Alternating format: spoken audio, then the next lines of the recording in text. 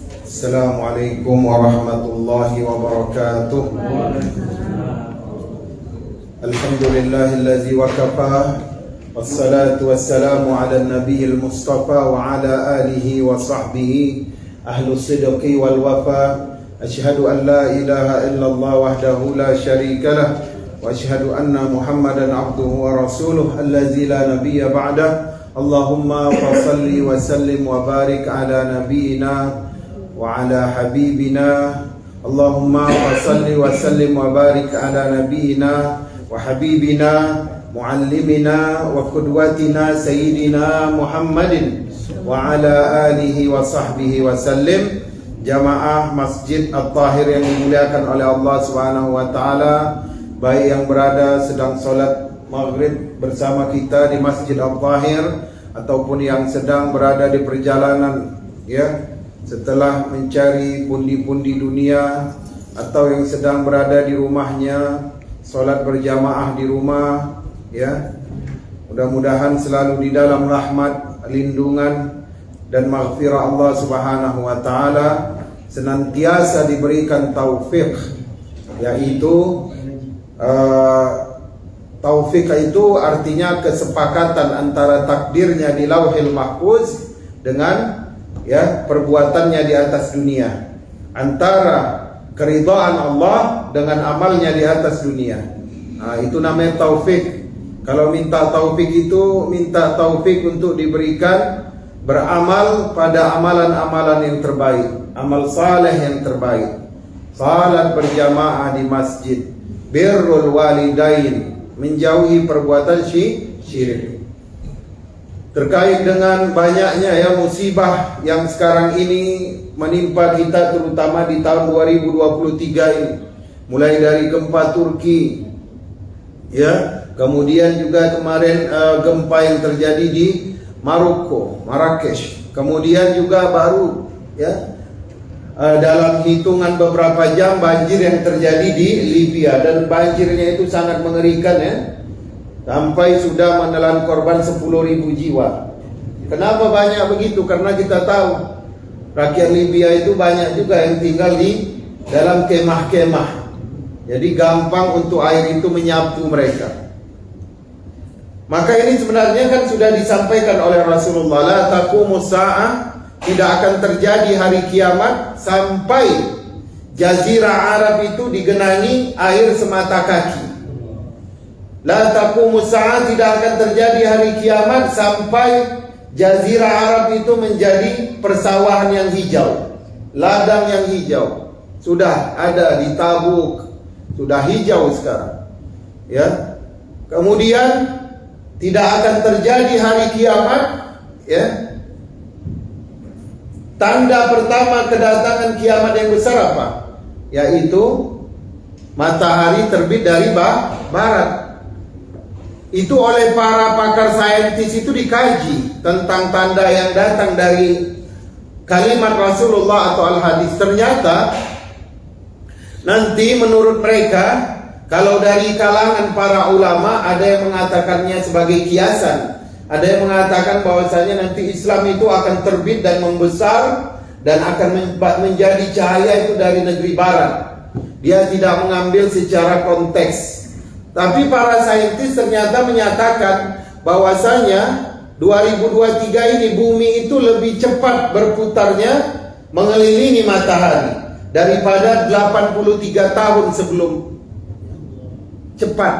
Menunjukkan apa? Menunjukkan itu ada pergeseran rotasi, yaitu nanti akan datang suatu saat di mana yang utara itu menjadi di selatan, yang di selatan ini naik ke utara.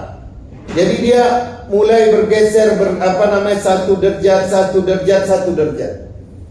Kutub utara yang tadinya jaraknya itu Allah sudah berikan jarak yang pas dia dengan matahari, maka dengan dia menurun ke bawah, maka itu akan mendekatkan dirinya dengan matahari. Kan kemarin ada berita itu Pak di New Labrador yang di atas yang di bagian utara Kanada itu, tapi yang di sebelah timur Itu apa namanya? Glacier, apa namanya? Batu yang bisa dibuat air minum itu apa? Glacier itu sudah merapat ke situ, Pak. Dibawa oleh air laut. Jadi nanti kalau bumi itu yang utara mulai dia akan ikut arah jam turun ke selatan, maka jarak kutub utara mengenai matahari itu akan lebih dekat.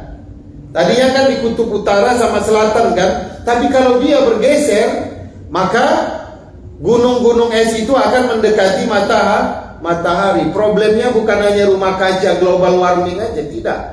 Pemanasan suhu global dengan adanya emisi batu bara, bukan. Tapi memang bumi ini Allah gerakkan menuju ke selatan, dia merubah porosnya. Maka kecepatannya harus lebih cepat dari biasanya supaya bisa dia turun. Jadi nanti kalau yang utara sudah di selatan, Pak, maka kita melihat seolah-olah matahari itu terbit dari barat, padahal dia tetap dari timur. Maka dalam perjalanan kutub utara menuju ke selatan itu, maka disitulah akan terjadi banyak musibah. Di antara tanda-tanda kedatangan hari kiamat, banyaknya terjadi gempa bumi, banjir, kemudian apa? Wabah, adanya serangan wabah, sudah terjadi semua. Jadi kehidupan kita ini sebenarnya keuntungan sebagai umat Islam, kita hidup sudah di bawah lindungan hadis-hadis Nabawi. Kita udah tahu nanti bagaimana bumi itu akan musnah dengan hadis-hadis nubuwah akhir zaman, dengan berita-berita kenabian tentang akhir zaman. Sudah diberitahukan semua kepada Rasulullah SAW. Maka daripada itu, hendaklah kita memperbaikilah yang namanya kesempatan untuk beramal kepada Allah Subhanahu wa taala. Juga senantiasa, ini juga nasihat bagi diri saya yang selalu ke Los Angeles, untuk senantiasa berhati-hati dengan godaan kehidupan dunia, terutama di Amerika ini kan. Nah, banyak godaannya. Ke kanan sedikit udah dapat cewek cantik, ke kiri sedikit dapat janda muda. Ya paham dia. Maju dikit ada anak di bawah umur, saya tunggu 2 tahun lagi katanya. Kalau dinikahi gak apa-apa, itu menjadi amal ibadah. Maka dengan keadaan-keadaan seperti ini harus menjadi ada nilai tadaburnya. Ya, sebentar saja kalau Allah mau ambil. Ya, dulu Libya itu Pak, sekali buka itu kalau seandainya Muammar Gaddafi itu Allah yarham menggratiskan minyak, itu harusnya di setiap 100 meter, 200 atau 500 meter itu ada keran-keran minyak, yang minyaknya itu bisa diambil dengan gratis. Karena saking banyaknya minyak dan saking banyaknya harta yang mereka miliki. Tapi sebentar saja nikmat itu bisa dicabut oleh Allah Subhanahu wa taala. Jadi marilah dengan banyaknya musibah ini semakin memperkuat ukhuwah kita. Yang kedua, semakin mengingatkan kita untuk memberikan ibadah yang terbaik, mengisi masjid. Masjid megah yang salat 3 orang itu kita rugi. Bayar listrik, bayar AC, bayar segala macam. Kemudian majelis taklim itu harus hidup di setiap masjid. Supaya apa? Terutama di barat harusnya setiap hari. Kenapa? Karena cobaannya lebih besar. Ini ada Pak Said Abu ini. Bisa dimanfaatkan tiap hari, ilmunya banyak, kan? Cuman nggak mau diekspos yang menyembunyikan ilmu, maka nanti Allah akan ikatkan dengan tali pinggang dari api neraka. Nauzubillah. Jangan disembunyikan ilmu. Kemudian dari banyaknya musibah dan bencana alam ini, marilah membuat kita untuk semakin hidup rasa tawakal kita kepada Allah Subhanahu wa taala. Kadang-kadang kan kita Pak, dulu ada namanya Imam Abu Hatim. Imam Abu Hatim itu ditanya oleh Amirul Mukminin dari kekhalifahan Bani Umayyah. Waktu itu terjumpa sedang melakukan ibadah umrah di Masjidil Haram. Imam Abu Hatim ini kan imam fakih, ya kan?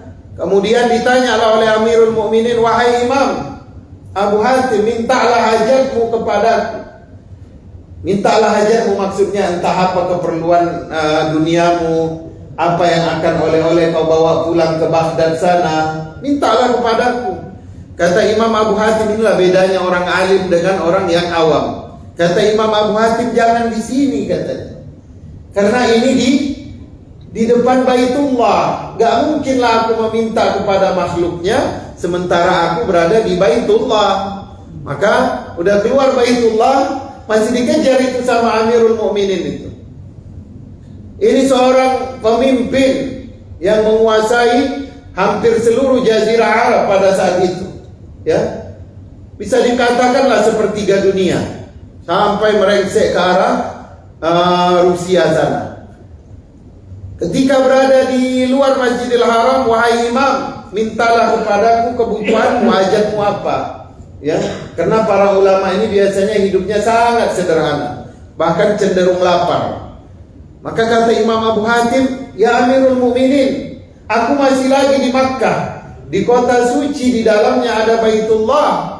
Bagaimana mungkin aku meminta kepada makhluknya sementara aku berada di kota yang ada di dalamnya Baitullah.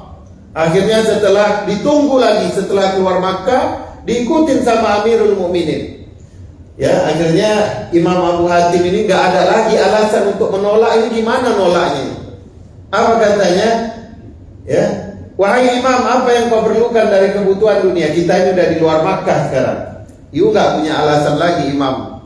Apa kata Imam Abu Hatim? Katanya begini, apa yang harus ku minta? Hajat dunia atau hajat akhirat? Kata Imam Abu Hatim, kata Amirul Mukminin, ya, kalau hajat akhirat tentulah Allah yang mencukupkan. Tapi mintalah kepadaku hajat dunia. Tahu apa jawaban Imam Abu Hatim? Wahai Amirul Mukminin, ya, bagaimana aku meminta hajat dunia kepada makhluknya, sedangkan aku sama sekali tidak pernah meminta dunia kepada Allah Subhanahu wa Ta'ala atau pemilik dunia. Jadi selama hidup dia nggak pernah minta hajat dunia. Ya, ini bapak-bapak jamaah tabligh ini kan biasa diajarkan begitu, Pak, ya. Memang benar, Pak. Imam Abu Hatim itu diceritakan di dalam riwayatnya oleh murid-muridnya, sama sekali kalau berdoa itu gak pernah minta dunia, Pak. Ya, kita ke masjid, wah kesempatan ini minta segalanya. Ada yang dia datang ke masjid, Pak, kalau udah akhir bulan atau pertengahan tanggal 20, karena waktunya bayar mortgage, ya. Lalu dia datang ke masjid, ya. Atau giliran harus sebenarnya udah udah dipotong dari gaji. Tapi kalau di Indonesia berhutang baru datang ke masjid. Cobalah doa itu sekali-sekali minta, ya, dipahamkan agama, mengerti Al-Quran, ya kan, supaya pandai, cantik, bagus tajwid bacaan Al-Quran. Coba minta doa itu diberikan keyakinan, iman dan tawakal sampai akhir hayat sehingga hidup husnul khatimah. Jadi begitu permintaan para imam-imam dulu, ya. Nanti makanya di dalam doa-doa yang kita praktekkan hanya satu doa minta dunia itu. Allahumma aslih lana dunyana allazi fiha ma'ashuna. Ya Allah, perbaikilah untuk kami, ya, kehidupan dunia kami yang di dalamnya ada mata pencaharian kami. Itu aja. Maksudnya senantiasa diperbaiki itu, ya Allah. Maksudnya supaya dicukupkan kebutuhan kita. Apa doa yang diajarkan oleh Rasulullah SAW kepada anaknya Fatimah ketika dia meminta diberikan ini asisten, Pak. Karena Fatimah itu dia mengambil air di sumur, sementara Ali bekerja di kebun-kebun, ya, kebun-kebun kurma. Fatimah itu datang kepada ayahnya, minta diberikan asisten rumah tangga. Kalau enggak, gampang aja bagi Rasulullah. Setiap pulang dari perang, ghanimahnya ada tawanan perang, diantaranya para budak, ya. Kenapa Rasulullah tidak kasih kepada anaknya satu? Ya, kasihanlah sama Fatimah. Ini satu aku hadiahkan kepada anakku. Tidak pernah. Tapi yang Rasulullah ajarkan doa. Ya. Allahumma inni birahmatika astaghis, kata Rasulullah. Ya Fatimah, amalkan doa ini. Allahumma inni birahmatika astaghis, aslih li sya'ni kullahu wa la takilni ila nafsi tarfatu ain. Ya Allah, ya Allahumma inni, sesungguhnya aku dengan rahmatmu astaghis, meminta dicucuri rahmat. Meminta dicucuri rahmat, ya. Kemudian Allahumma inni birahmatika astaghis, aslih li sya'ni kullah, ya, perbaikilah semua keadaan hidupku, ya, untuk kebutuhan hidupku. Wala takilni ila nafsi tarfatu ain, dan janganlah wakilkan, ya, diriku kepada nafsuku walaupun hanya sekedip mata. Maksudnya dalam keadaan susah. Kita ini udah minta dengan kalimat yang paling sempurna, ya Allah, turunkanlah rahmatmu kepada diriku. Kalau minta rahmat itu dunia dapat, akhirat dapat. Jadi kalau minta sama Allah, jangan ya Allah berikan aku rumah, berikan aku mobil BMW seperti Bang Iwan, jangan. Minta yang lebih mewah dari mobil Bang Iwan maksudnya. Ya, ya Allah lunaskanlah hutang-hutangku, boleh. Ya, itu ada juga kita ucapkan. Wala dainan illa qadaita, dan tidak ada hutang kecuali engkau lunaskan. Jadi kalau kita minta seperti yang diajarkan kepada Fatimah, itu meminta dengan permintaan yang tertinggi. Birahmatika astaghis, ya, perbaiki untukku segala kebutuhanku di atas dunia, kata Rasulullah.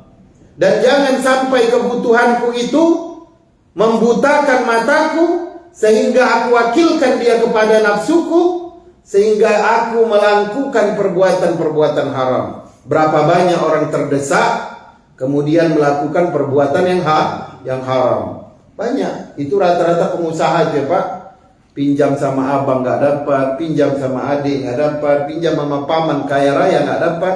Akhirnya nggak ada cara lain, Ustaz.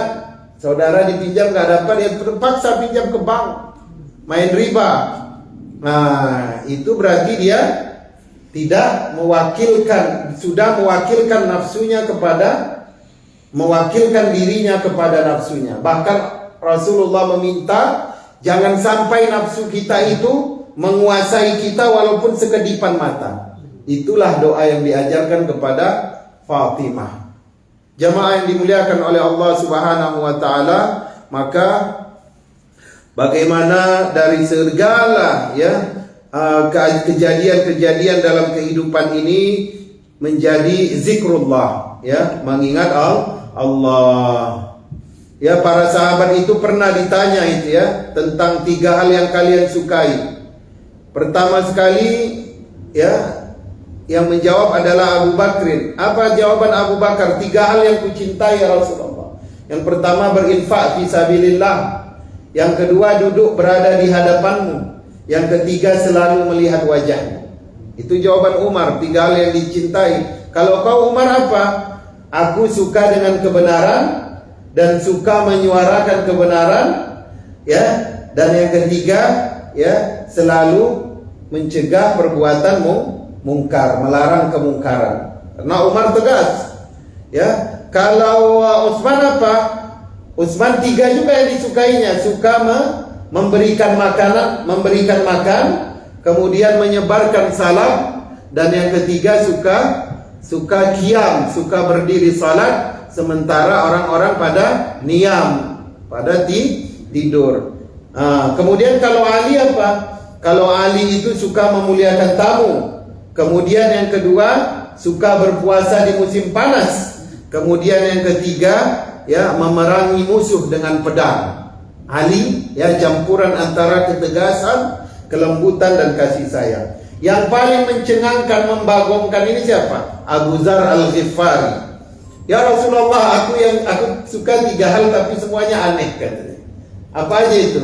Yang pertama katanya suka lapar, yang kedua suka sakit, ya, yang ketiga pengen minta untuk segera diberikan kematian.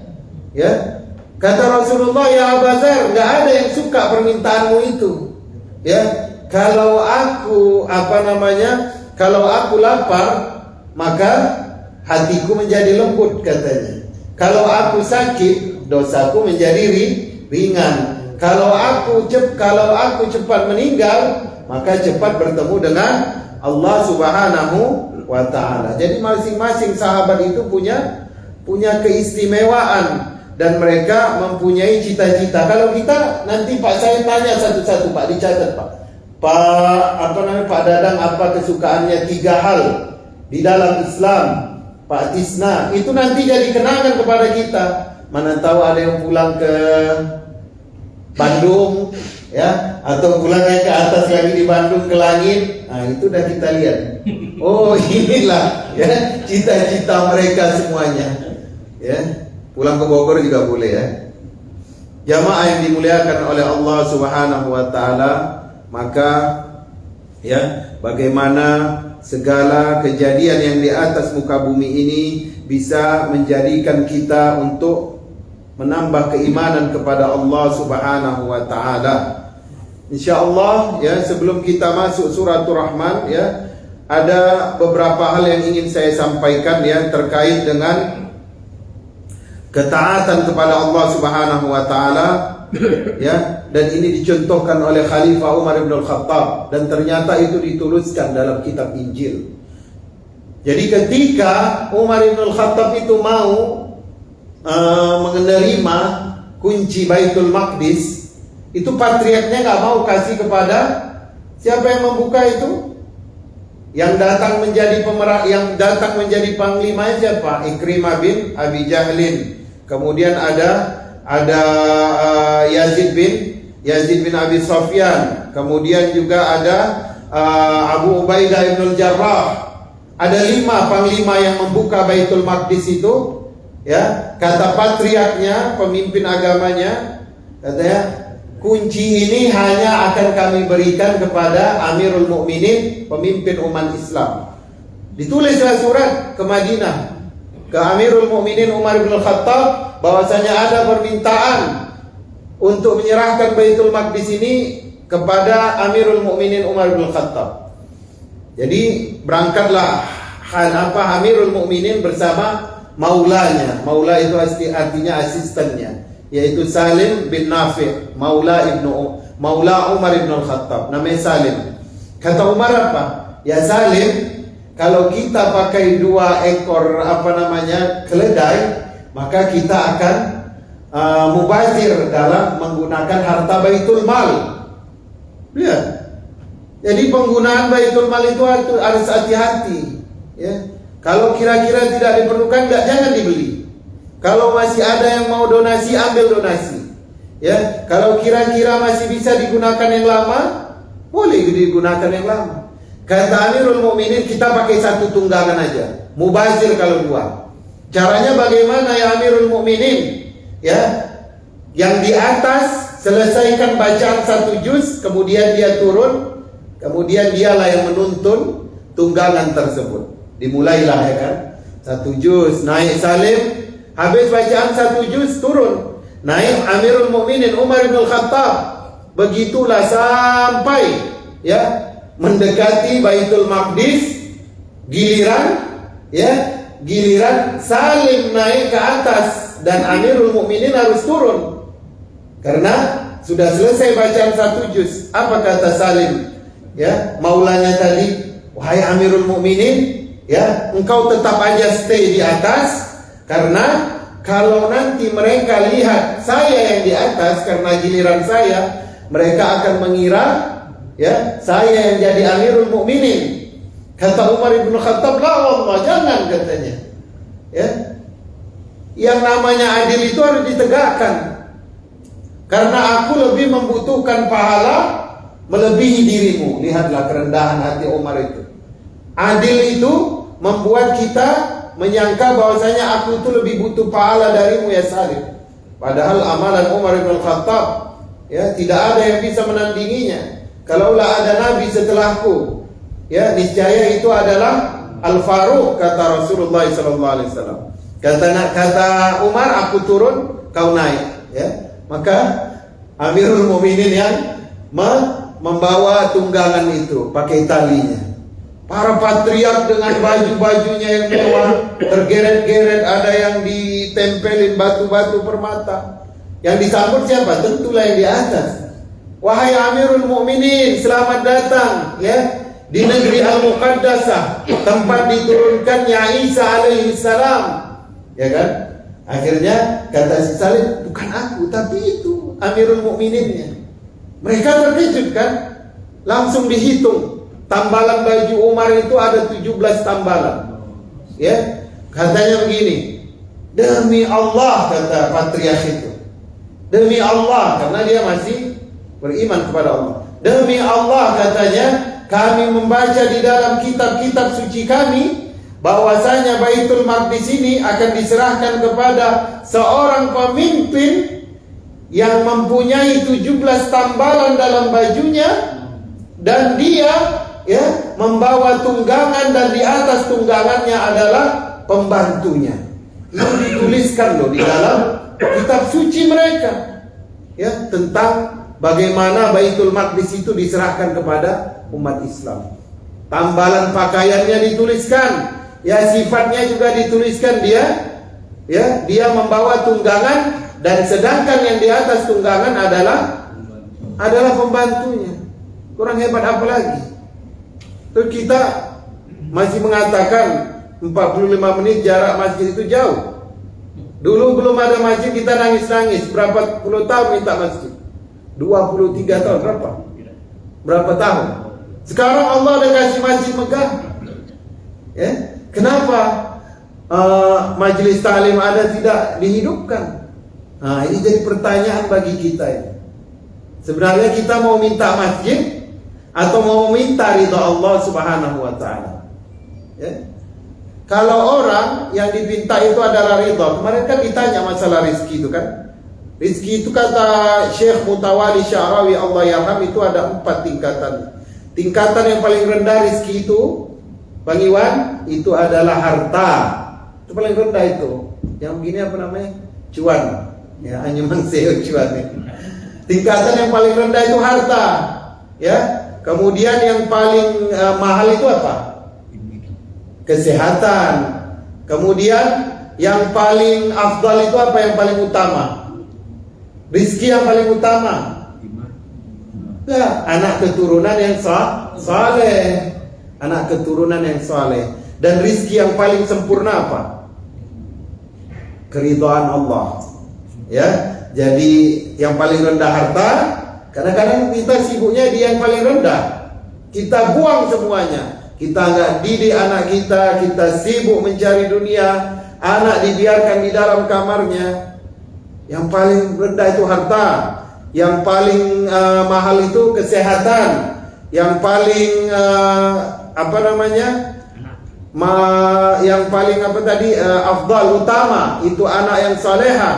Dan yang paling utama adalah ridha Allah Subhanahu wa taala. Saya pikir 10 tahun lagi dunia ini akan berhenti berkegiatan, Pak. Contohnya kan saya lihat ya di Amerika ini, semua orang ya di tempat umum itu telinganya bersumbat, matanya ke HP. Saya bilang, kapan kita bisa ngomong sama orang sebelah nih? Yang kedua, ya bener gak?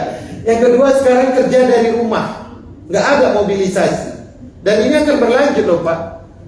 Pasti akan berlanjut dengan serangan-serangan baru yang mereka berbuat. Elit-elit dunia kan mereka yang mengatur, ya kapan dikeluarkan virus, kapan dikeluarkan vaksin, kapan kita harus merubah kebiasaan hidup, kan mereka yang ngatur, elit dunia.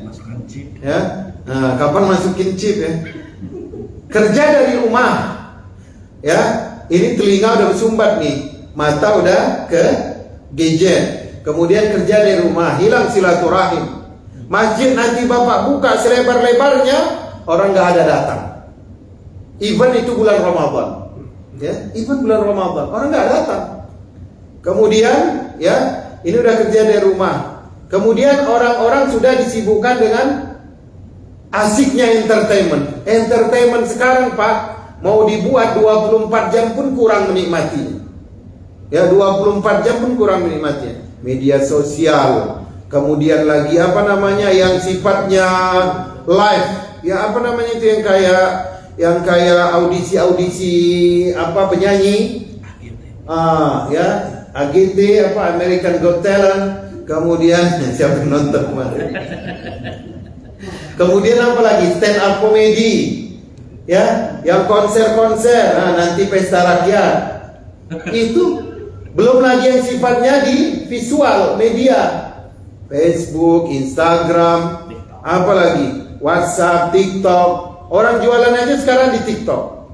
Udah nggak ada lagi pasar nanti Pak. Jual sushi pun nanti Bang Iwan di TikTok loh.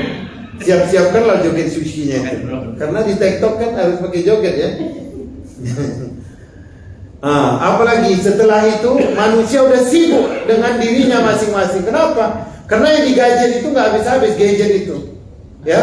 Dan yang keempat akhirnya manusia menjadi pasif. Udah nggak ada lagi mobilisasi. Semua berada di kamar masing-masing. Habis dah dunia, ya. Yang kelima yang mengerikannya, semua pekerjaan yang dibutuhkan manusia, yang membutuhkan manusia, itu kalau 100 hanya diisi 2 orang manusia saja. Untuk apa? Untuk menekan ini aja tombol listrik supaya robot itu bisa jalan. Karena yang mengerjakan semua robot nanti. Itulah bahayanya kita kalau tidak mengaji ini.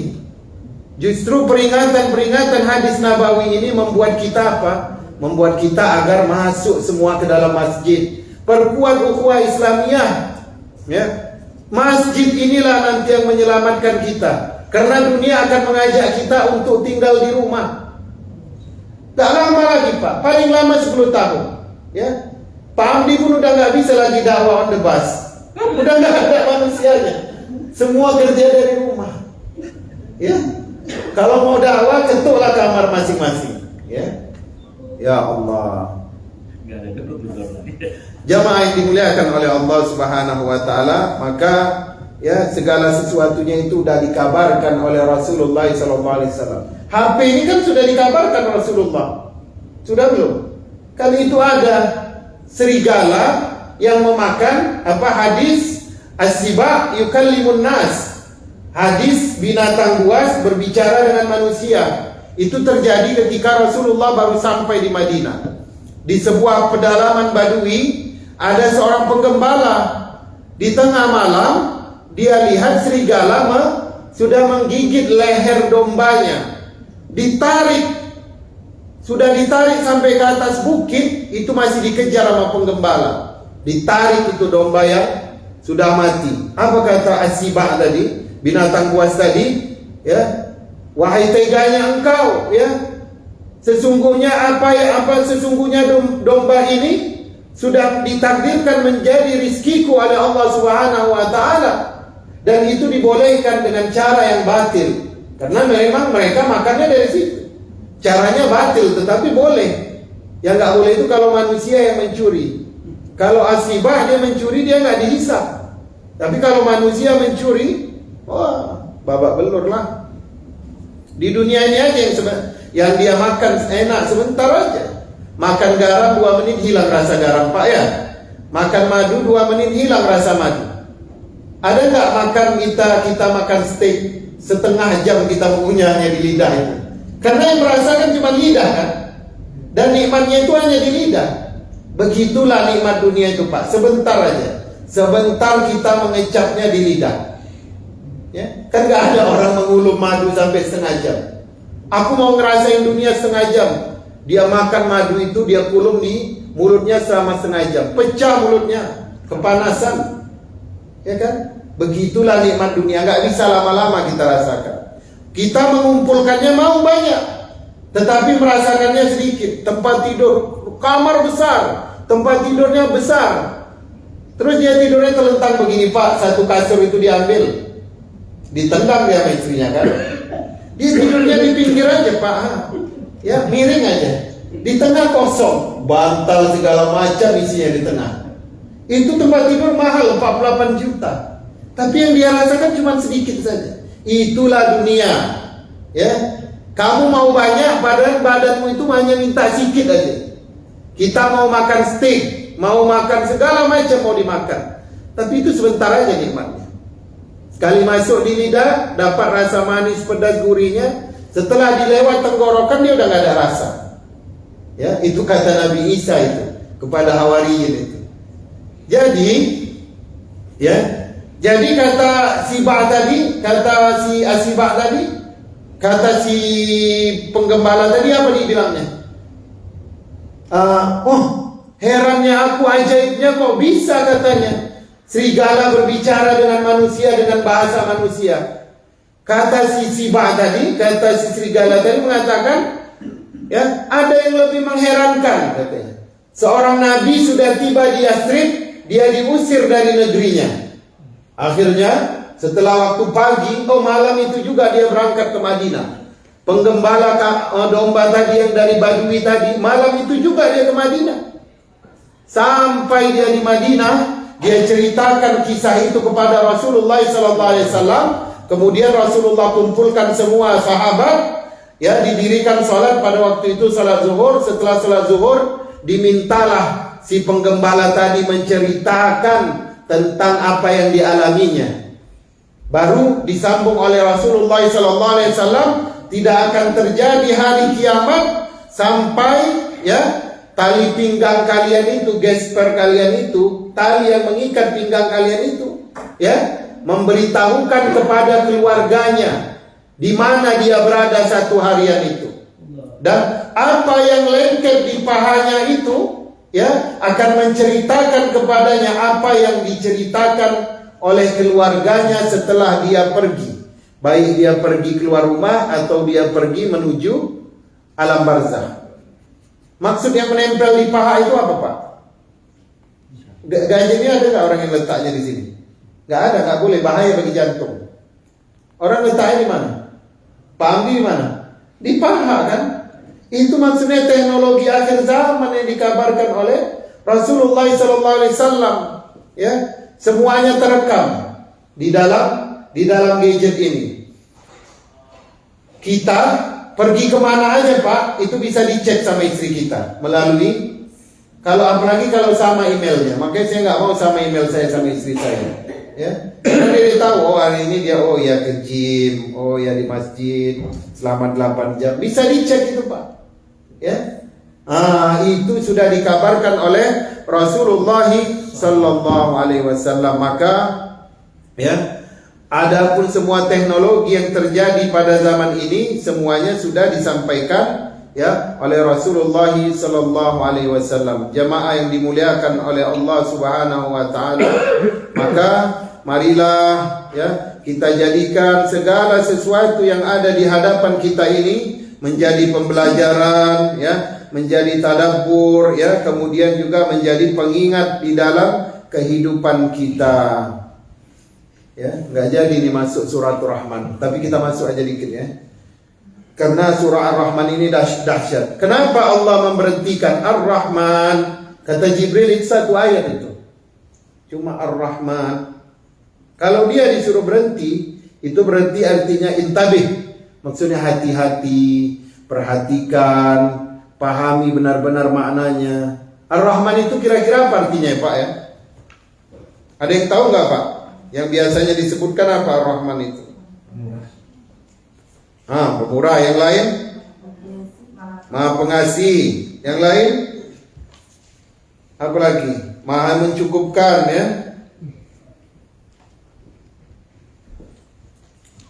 Ada rupanya. Ar-Rahman ini kan, ya, sighat mubalaghah. Sighat mubalaghah itu adalah suatu ungkapan yang disampaikan secara berlebihan. Tapi dia bentuknya adalah isim fa'il. Isim fa'il itu kalau dalam bahasa Arab itu istilahnya right now. Ya. Jadi aktual. Kapan saja, ya, kita mempunyai masalah, ya, Allah itu caring-nya itu right now, loving-nya itu right now, kemudian tanggung jawabnya, responsibility-nya juga itu terjadi terus.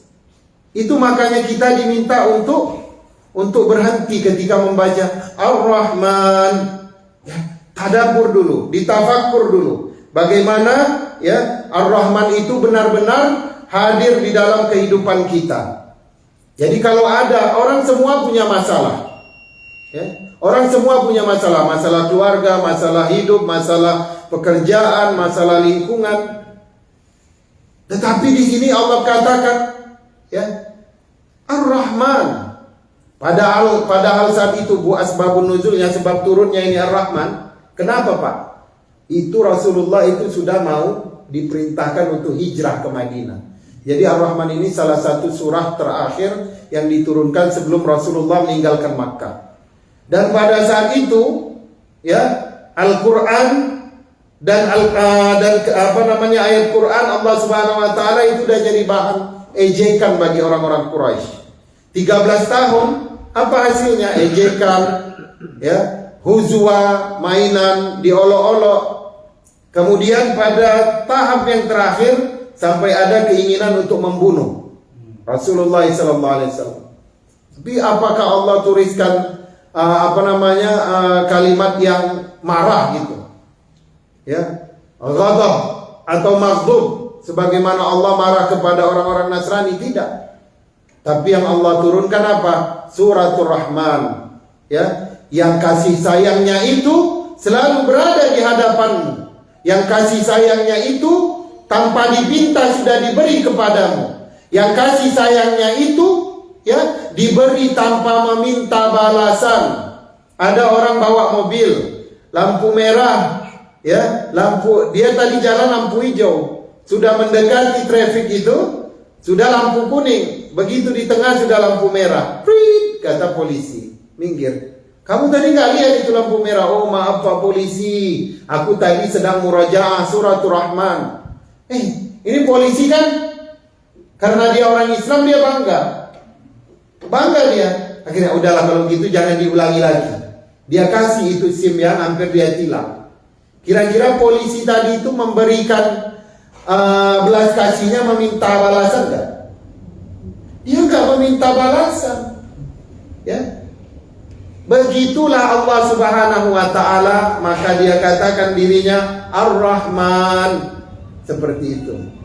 Ya. Jadi maka suratul Rahman ini menjadi kunci daripada bahwasanya kita itu senantiasa di dalam, ya, segala bantuan Allah Subhanahu wa taala. Jangan dilihat apa yang kita tidak dapat, tapi lihat apa yang berapa banyak masalah yang Allah sudah selesaikan. Ya, dulu tahajud nangis-nangis minta untuk diberikan rumah di LA, tapi ternyata Allah berikan sudah. Tapi lupa semua itu. Karena apa? Karena anak belum selesai kuliah. Anak orang udah selesai kuliah, minta lagi anak selesai kuliah, Allah beri. Lupa lagi karena anak orang udah kerja, gajinya 5.000, anakku masih gaji 2.000. Dikasih lagi oleh Allah, lupa lagi. Itulah namanya, ya, yang harus kita ingat dari suratul Rahman. Untuk penutup, ya, ada kisah, dan kisah ini diceritakan oleh Imam Ahmad bin Hanbal, ya. Ini tentang keadaan sehari-hari kita, yaitu tentang salat. Ya, pada suatu hari Imam Abu Hatim itu, Pak, salat asar dan dia jadi imam masjid. Masjid itu penuh.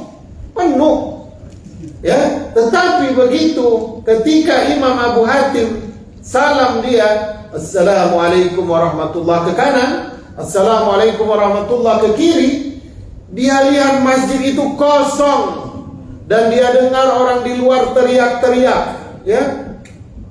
Kemudian dia lihat kubah itu jatuh udah Pak ke bawah. Maka dia tanya, apa yang terjadi ini? Wahai imam, katanya, waktu sholat tadi hanya engkau yang gak lari, katanya. Ya, kamu gak tahu bahwasanya tadi terjadi gempa yang dahsyat sehingga kubah masjid kita jatuh, katanya. Katanya, aku gak terasa apa-apa. Gak terasa apa-apa, kata Imam Abu Hatim. Ya, kemudian ditanya oleh ibu-ibu, wahai imam, bagaimana cara sholatmu sehingga gempa yang dahsyat yang menjatuhkan, ya, kubah masjid kita itu tidak terasa bagimu? Orang tentu mau tahu rahasianya, ya.